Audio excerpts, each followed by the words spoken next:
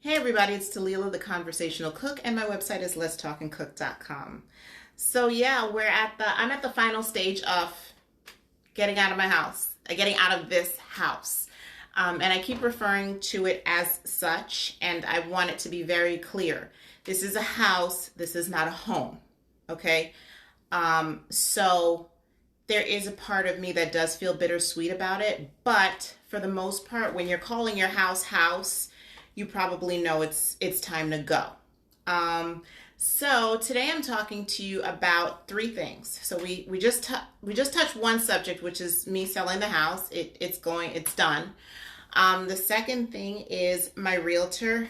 Be very careful with this process. There is absolutely no heart and consideration involved when you're doing things like this. If you find a realtor that gives two shits about you, I am so happy for you. And I'm quite sure that they're out there, but my realtor is not one of them. Okay? Case in point, I met my realtor a few years ago. She's actually the one that sold me this house. So fast forward now, selling my house, hesitant, very indecisive, not really sure what direction I should be going into. And I explained that to her. This is something, because I knew her, I was very upfront with how I felt about what was being done now.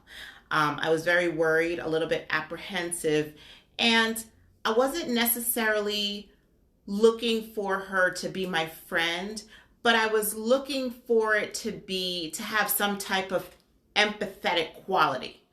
And maybe it's because of my profession as a nurse, as a life coach. I have to empathize. I'm not going to sympathize with you, but I am going to empathize. So maybe I was looking for too much.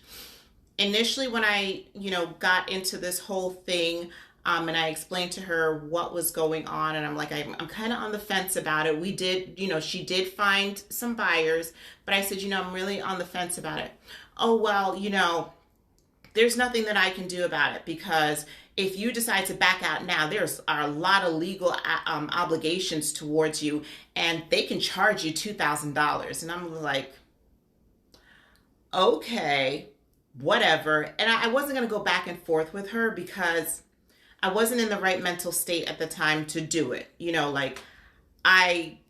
go through our days and whatnot, and we can do a lot of things. Like, I can do a video, tell you about it, and that's cool. But then there are certain things that I kind of have to process, and during that processing time, I have to leave it alone. So that's what I decided to do. I said, you know what? This is what I did. It is not her job to talk me into or out of anything. I was just letting her know. I was vocalizing my points, and however she decided to respond, I should accept that. So I left it alone. So fast forward now we're getting to the point where, it's almost that time, closing, blah, blah, blah. And I said to her, I'm not going on my sabbatical right away, so I'm probably going to need to move into an apartment. Oh, well, I can't help you with that. Yeah, you're not in the position right now, and I can't help you with that. I can pretty much guarantee it. You can look on Marketplace on Facebook, and you can look on Craigslist, but I can't help you with that right now. So, and my thought was, so are you working for me or are you working for the buyer? Because even so, just from an empathetic standpoint, wouldn't you at least say, you know what, let me see what I can do, because she's not new to this. She's not a new realtor. And like I said, we had built a rapport prior to this. Okay. So now we get to the point, and I decided not to respond to it. Some things, just leave it alone. So now we get to the end of it. I called her. I said I might need an extension because I couldn't get everything out of here. And she was like, yeah, well, I kind of figured that because it was bad weather, which I thought was decent of her, not considerate, but just decent. And her closing remark to me was, well, I hope you're staying safe wherever you are.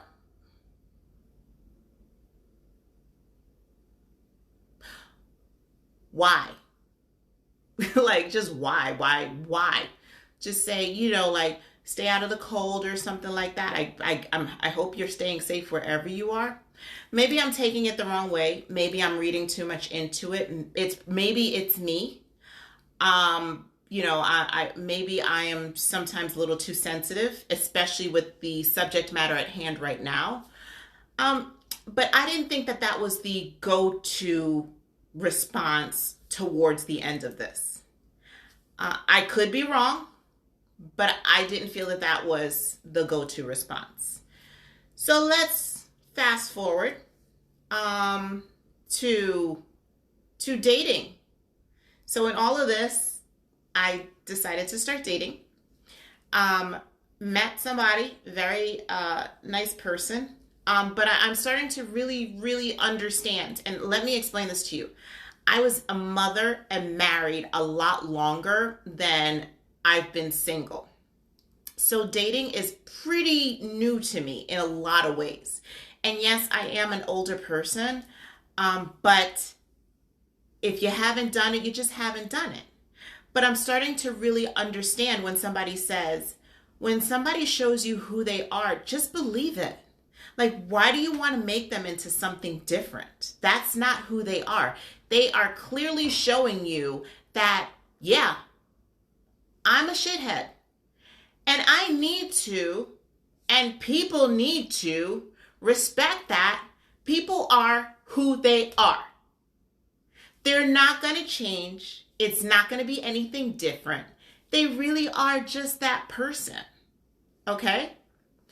And I started dating this person, and then, New Year's came along, and this person decides that they are going to get drunk as a skunk. And I was just like,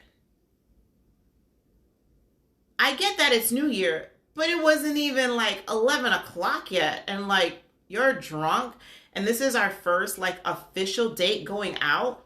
Really? Then here comes my birthday, which I do not celebrate. The person comes to my home and is complaining about something. I can't even remember. And when they were about to leave, I said, you couldn't even say happy birthday? This is why I don't celebrate my birthday. They are the absolute worst days of the year. And what I usually choose to do is I go to work, which is exactly what I did this year for my birthday. And it made perfect sense. And it was just like when I was at work, I wasn't thinking about the fuckery, pretty much. Okay? So between my realtor, so let's bring it all back. So between my realtor and my defunct relationship, I'm looking forward to this time away. Okay? This may seem a little bit random, and I think I'm going to say this in every single one of my videos. This may seem a little bit random, but I promise you, this is the game of life. And life ain't nothing to play with.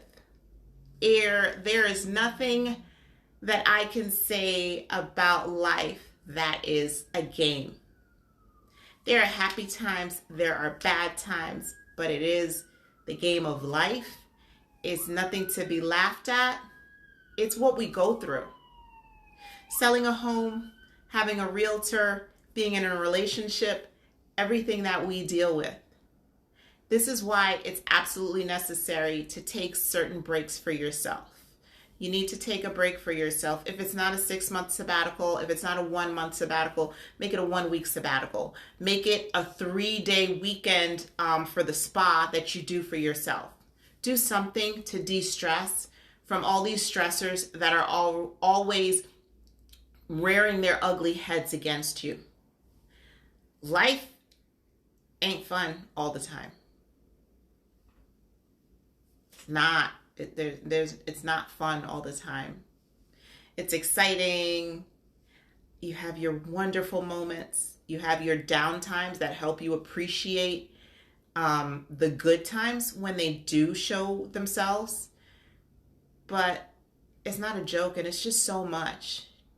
And when, not necessarily that you're dependent on somebody, but when you have these expectations of people and they seem to put you in a predicament when you're like, why did I even trust what was going on? Why did I trust this person?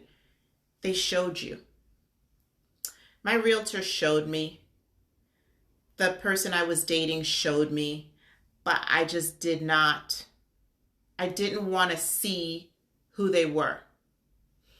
And I hate that about myself because sometimes I do have a tendency to put my heart on my sleeve and just kind of go with it because I'm pretty easygoing. So I figure I'm not going to treat anybody any less than the way I would want to be treated.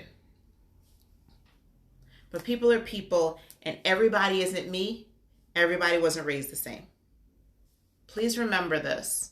When you're going through life, when you're going through these hurdles, when you're selling your home, remember that these hurdles do exist. Remember that these people, places, and things do exist. And they're going to show you who they are. And you need to respect that what they're showing you is the real deal. That is the real entity. There is nothing else. They may try to sugarcoat it when they come in contact with you second time, third time, fourth time, but the underlying real person is still there. It's not going to change. So on that note, you guys enjoy the rest of your week. And I'm sorry if I'm a little bit long-winded, but these are things that happen. And get yourself a life coach. Get yourself somebody who's been through it so that these hard knocks won't be as hard because you'll be expecting them. You'll know that they're out there and you'll be ready for it every time. Have a great night, guys.